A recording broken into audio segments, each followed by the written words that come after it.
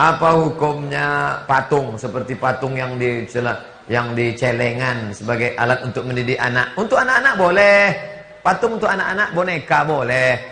Mana dalilnya? Karena Nabi membiarkan boneka Aisyah. Ibu di rumahnya ada boneka Barbie, boneka Wonder Woman, Spiderman, boleh. Tapi kalau bisa Wonder Woman, Spiderman, Batman itu dipakaikan baju muslimah, pakai baju kurung semua, pakai songket.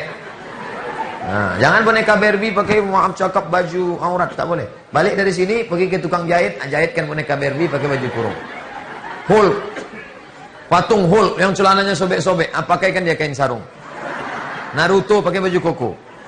Susun mereka jadi imam. Pas anak pergi sekolah susun. Imamnya Batman, muazzinnya Naruto, Wonder Woman. Di belakang itu Catwoman sama Wonder Woman. Pas anaknya nengok, loh, tengok nak, sedang mereka aja sholat jemaah, kok tak sholat? Oh iya ya.